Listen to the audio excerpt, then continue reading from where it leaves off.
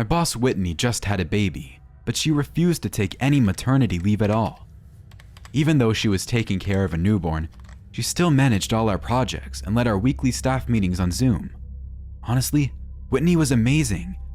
I didn't know how she could do it, especially because I knew her husband Paul was absolutely no help whatsoever. He was younger than her and extremely immature. I'd only met him twice at different company holiday parties, but I knew that she deserved so much better than him. She worked full-time and had to take care of the baby while he didn't have a job and did literally nothing around the house. And the crazy thing was, Whitney never complained about him.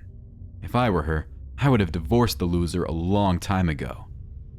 A few weeks ago, Whitney was leading our Friday Zoom meeting as usual. It was just me and her this time because our other staff member Derek was doing a safety inspection at our newest power plants. Things were fine at first, but I could hear the baby start crying in the background. She just wouldn't stop. Whitney apologized profusely and told me to take a 10-minute break. She shut off her camera and left the room to calm the baby down. What she didn't realize was that she left her microphone on.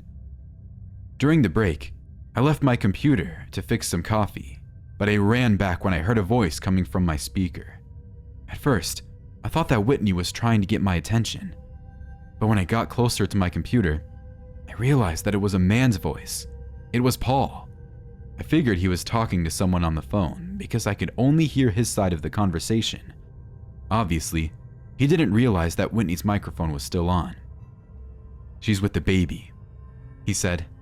"I have a couple of minutes before she gets back." Then he paused. "Trust me, she doesn't suspect a thing. All I need to do is find the papers." He said something else after that, but I couldn't make out what he said because he was loudly rifling through papers right next to the computer. I knew that he was searching through Whitney's desk. I couldn't believe it. What was he trying to find? I heard a desk drawer slam shut, and then Paul said, "Found it. Oh crap, she's coming back. Gotta go." I didn't hear anything else until Whitney's face popped back onto my screen and she said, "Sorry about that, I'm back now." I didn't know what to do. Her husband was up to some pretty shady business that he obviously didn't want her to know about. But I couldn't say anything in case he could hear me from the other room. So I said, "Whitney, can you open your chat? I need to send you something." I figured that didn't sound too suspicious. So I opened the chat and wrote down exactly what happened. I didn't make any assumptions about what Paul was trying to do. I just told her that he was talking to someone on the phone and stealing papers when she wasn't in the room. Whitney read my message and said, "I see. Thanks for bringing this to my attention." "Of course," I told her. "I'm so sorry." She said we could finish the meeting some other time. She needed to deal with this situation right away. Then she ended the meeting. I felt terrible for her. Was Paul trying to steal from her?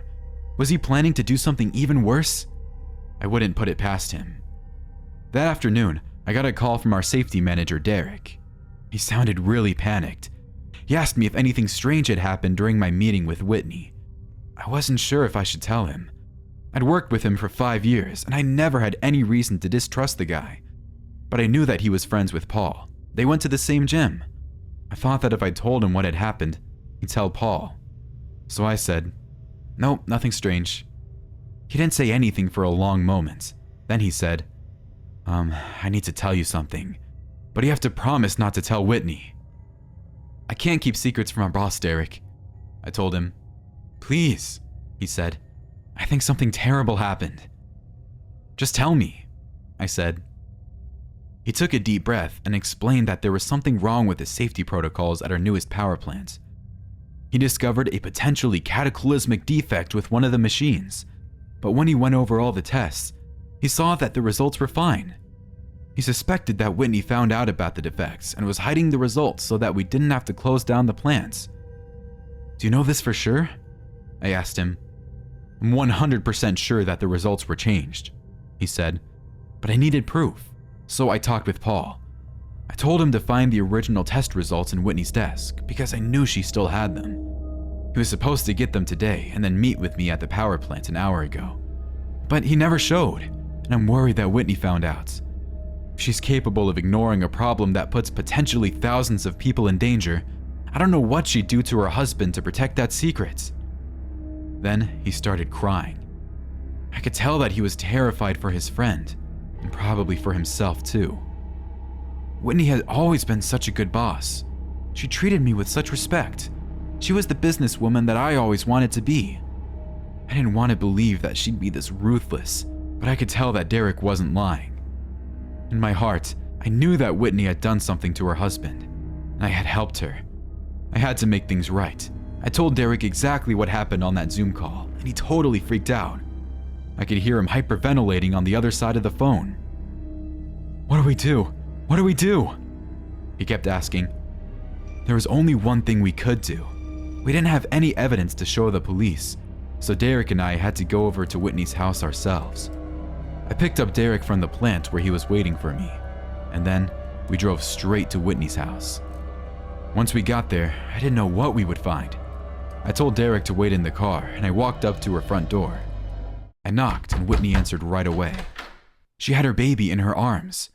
She asked me why I came, and I told her that I was worried about her after our Zoom meeting. She did not seem happy that I was there. She tried to get me to leave, but I noticed that she kept glancing to the side in the direction of her kitchen. I told her that I'd leave, but I really needed to come in and use her bathroom. She didn't want to let me in at first, but when I begged her, she opened the door all the way for me to enter. I didn't go to the bathroom, of course. I walked straight toward the kitchen. She screamed at me that the bathroom was in the other direction, but I didn't stop. Once I entered the kitchen, I saw what she was hiding. Paul was duct taped to a chair with cuts across his arms and face. Both his eyes were swollen shut and he was barely conscious. Whitney walked up behind me, still holding her baby. "I had to do it," she said. "He wouldn't tell me who he was working with." "Is it true that the power plant has a problem?" I asked. Her face twisted with rage. "It's you!" she screamed. "You're the one Paul's working with." That didn't make any sense at all. If I was the one who told Paul to find the missing documents, why would I tell her about it?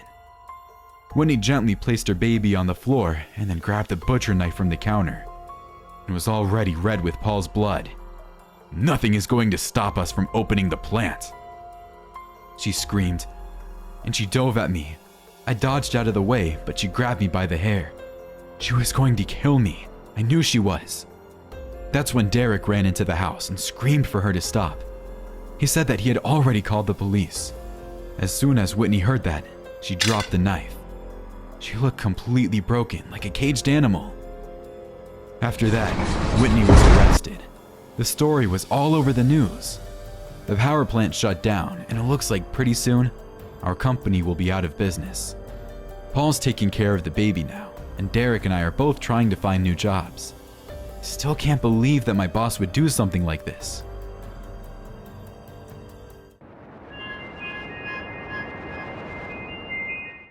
My name is Lisa, and I'm 20 years old. I live with my mother, whose name is Carol. Unfortunately, my father Robert died of cancer when I was in my early teens. I also have a sister, Alicia, who is 37. She moved to the United Kingdom in 2017 to work here. There, she met her husband, Charles. They were very happy, and I really liked Charles. I got to visit them in the UK even before they got married, and Alicia brought him to the States as well so she could get to know my mother, and she had the same positive opinion about him. Unfortunately, Charles died in 2020 due to some serious complications. He had high blood pressure, and that was a major issue when dealing with the disease. Obviously, my sister was completely broken, and because of the international quarantines, me and my mother weren't even able to visit her to give her some support. Since Alicia and Charles didn't have any children, being married for such a little time, this meant that she was completely alone in a foreign country and forced to be in her apartment, as most people due to the lockdown. I started talking to her via Zoom call. It was the best I could do under the circumstances. "Alicia, I know there's nothing I can say that can change your situation, but try to be strong. We can talk every day. You, me, and Mom," I said to my sister. "I know, dear. I'm very thankful for your support. It means a lot. And it helps me to find solitude. But this feeling of being trapped inside this apartment, I never realized how small it was when Charles was here. I guess it's really true what they say. Love is all that you need. But now that he is gone, it feels like the walls are closing in. Alicia replied with an anxious expression in her eyes. I couldn't blame her. Grief is always difficult to deal with, more so under those circumstances. I understand. Well, let's talk a little about simple things. You could watch a couple of movies. I could recommend you a few titles. Not today, Lisa. It was nice talking to you, but I'm going to bed, Alicia said. But it's only 18:35 p.m. over there in London. I know, but I want to lie down. We'll talk some more in a few days. Not tomorrow, though. The day after, probably, okay? Goodbye. I know. She never liked to talk on common phones even. Take care. Alicia terminated the Zoom call.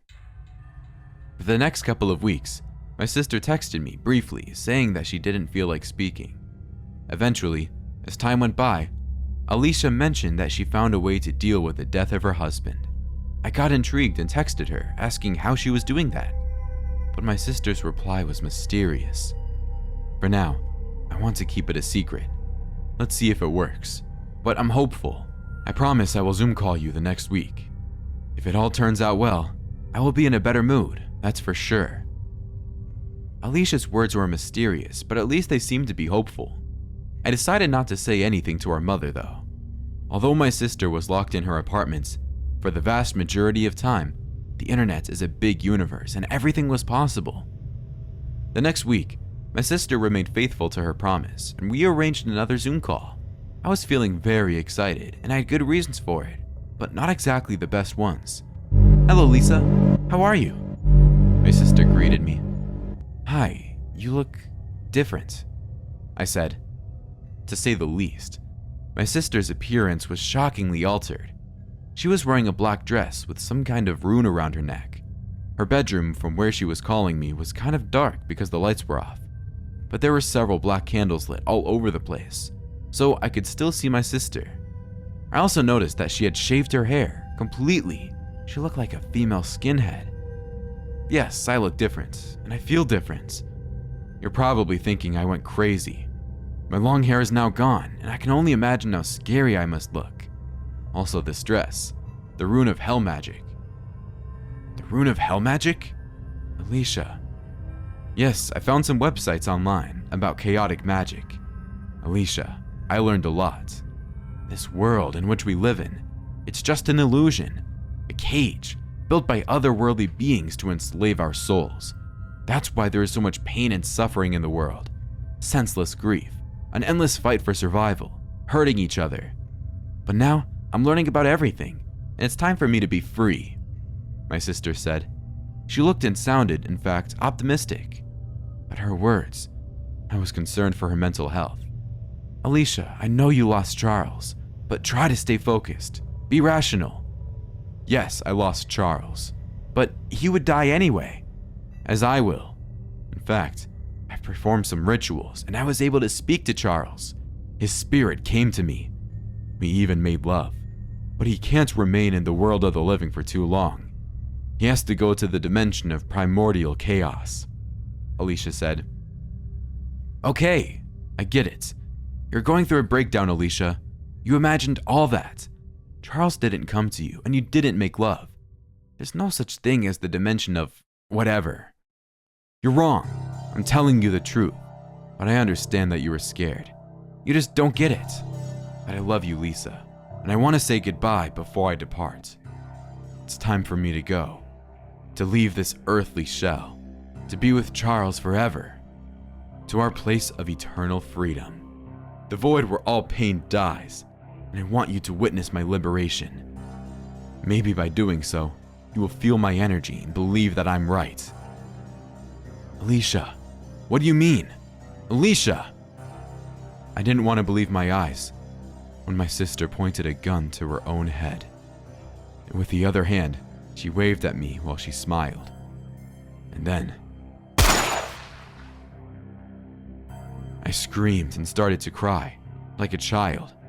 Fortunately, at least, since the room was so darkened, I wasn't able to see the gruesome details of her violent act. And this is how my mother and I lost my sister. Due to some kind of paranormal cult. At one occasion, though, Alicia appeared to me in one of my dreams. She said I shouldn't worry about her, that her spirit was free and happy with Charles, just like she said.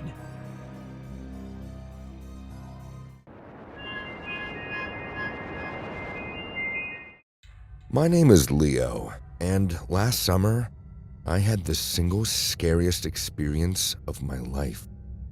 I had just finished my first year as a high school teacher, and I was so excited for the summer. The school year had been really rough for me.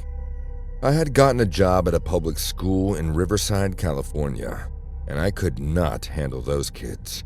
It was a nightmare. I guess they could sense that I was new to teaching, and they really took advantage of it.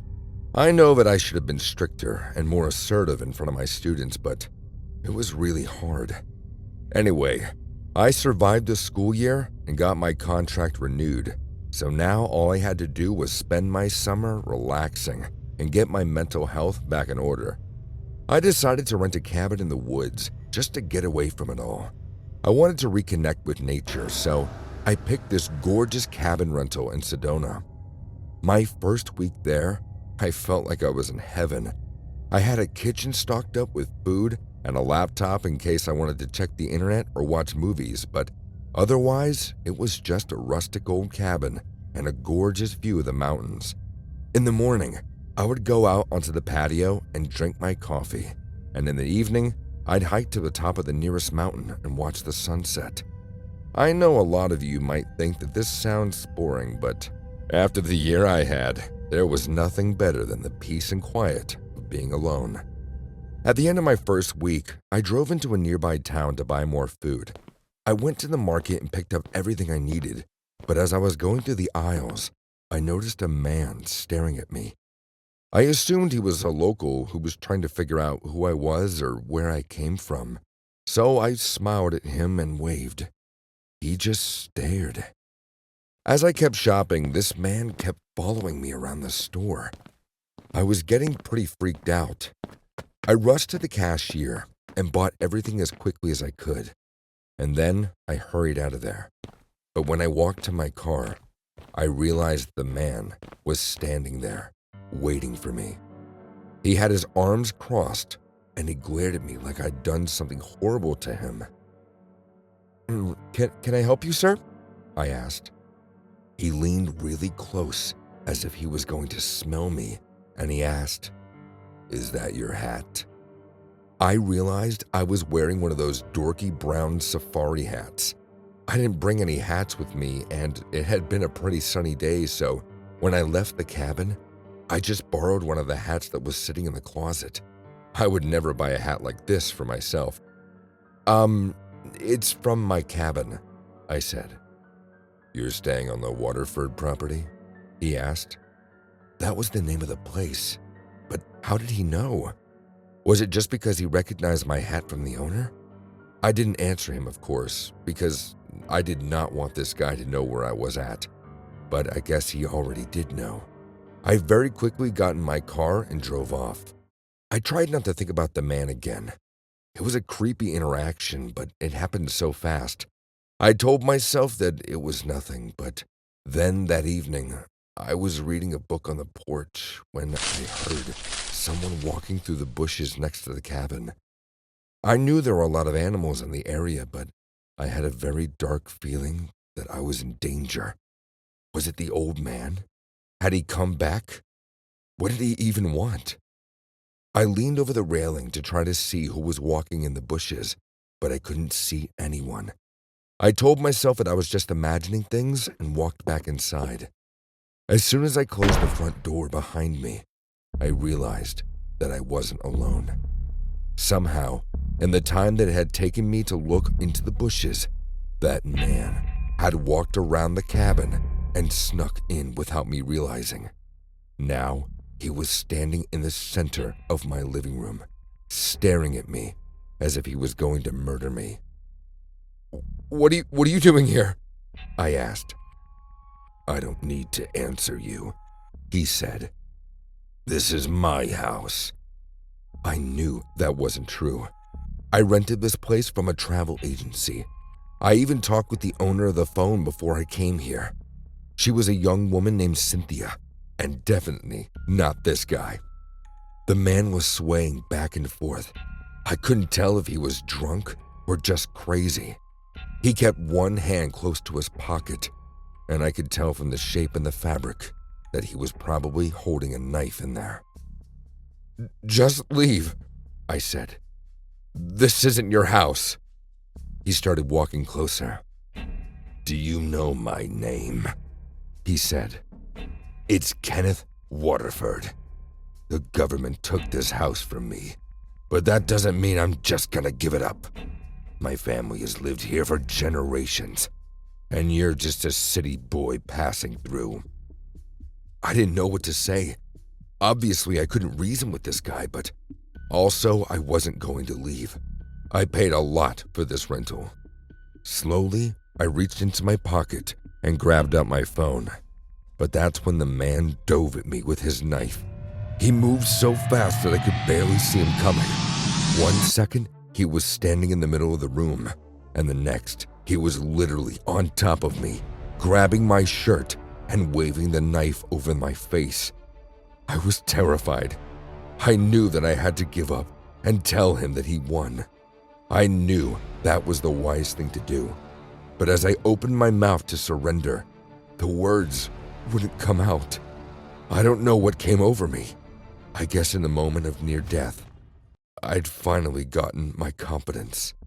I said, "Screw you, you homeless prick," and I shoved him off of me. As he fell to the side, the blade of his knife slashed against my cheek. Blood dripped out of my cut, but I wouldn't let that stop me.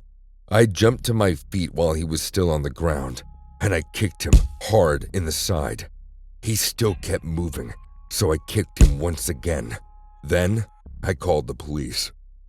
After the man was arrested, the rest of my summer went by wonderfully. I got the rest I needed and caught up on my reading, and I felt very, very relaxed. When the new school year rolled around, I walked into the classroom with a fresh scar on my cheek. Thanks to that summer, I carried myself with a lot more confidence. I don't know if it was because of the scar or just how I handled myself, but my students didn't give me any trouble. They knew that I wouldn't put up with anything ever again.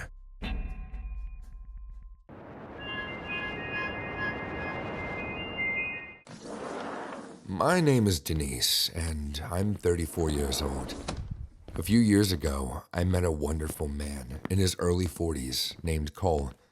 In fact, I met him because I applied to a job at his law firm, where he was one of the associate lawyers. I got the job and started working as his secretary. I know pleasure and business should never be mixed, but sometimes the heart wants what it wants. And Cole and I quickly realized that we had a natural chemistry which simply couldn't be ignored. He asked me out, and I accepted, and long story short, we became a couple. It was still working as his secretary, though. I was no less professional due to the fact that I was dating my boss. And the thing is, Cole was no less demanding either.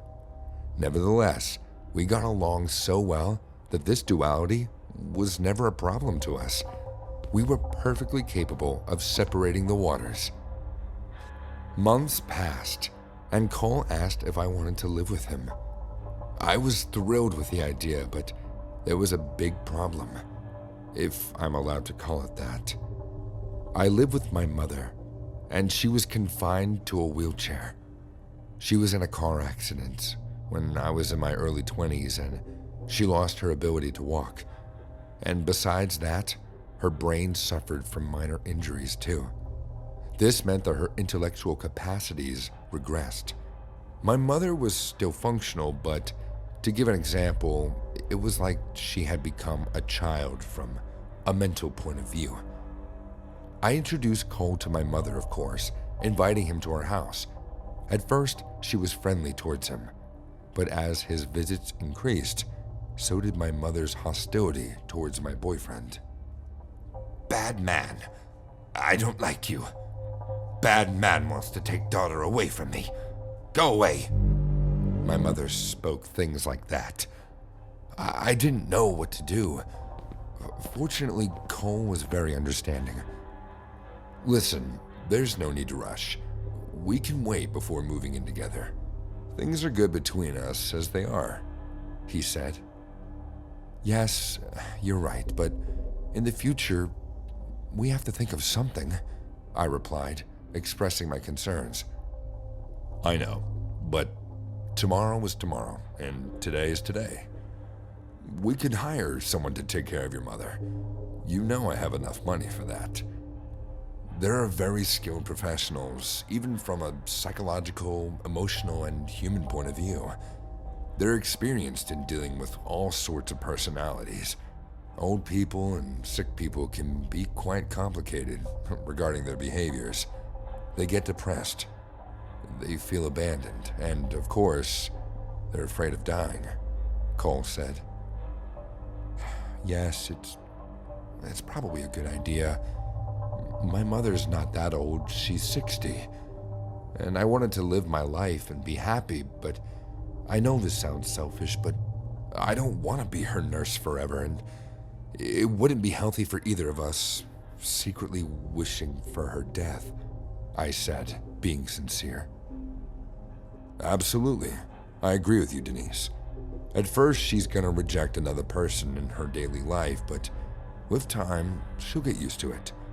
Although I believe it's best to wait another year before taking that step. How about 10 months?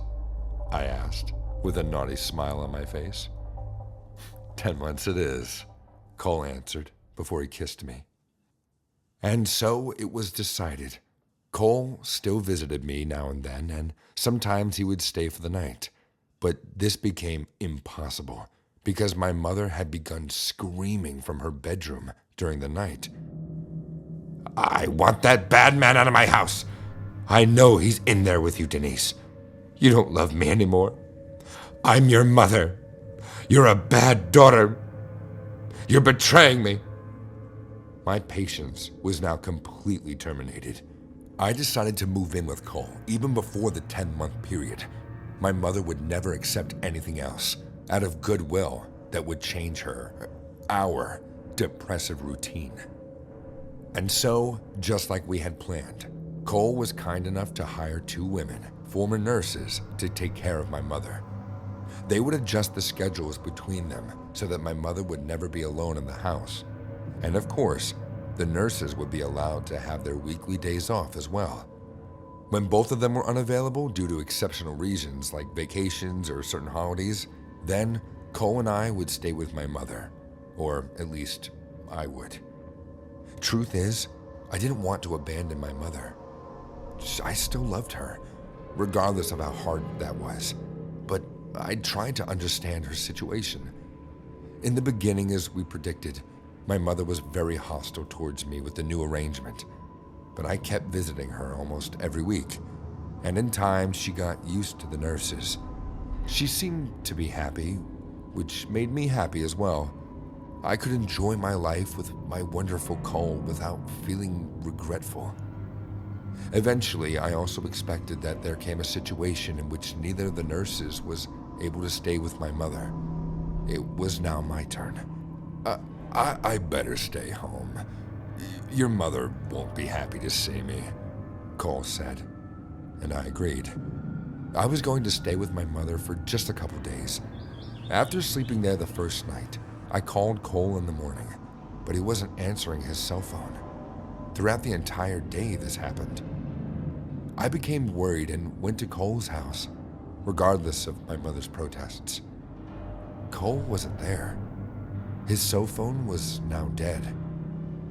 With a painful, terrified heart, I went to the police and requested them to help me find him. 1 week passed. My boyfriend was still completely absent. He was now officially a missing person. I moved back with my mother.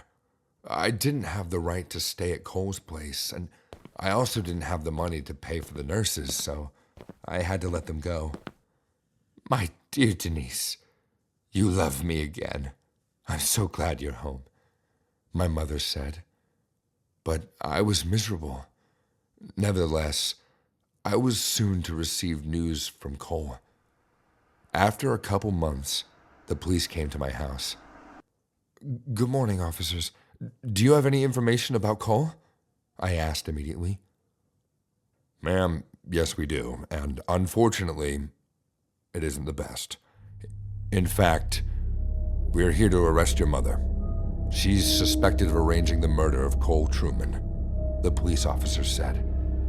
My jaw dropped and my blood went cold. What? Evidence seems to be pointing that way, but she's not alone. We have caught one of the nurses as well. We are still on the lookout for the others. The officer barged in to arrest my mother. I was so shocked. I didn't know what to do or say. In time, I got to know what happened. My mother apparently had a lot of money, which I didn't know about. It was from my dead father's term insurance. But the truly disturbing thing was that my mother faked her mental disability for years in order to keep me under her wing. She used the money to convince the nurses to kill Cole and get rid of the body. Fortunately, they weren't professional enough and couldn't cover up the murder and unintentionally left traces behind. I am now officially free of my mother, and I will never visit her in jail. Unfortunately, I also lost Cole, the love of my life. My life was in pieces. Tell me, where do I go from here?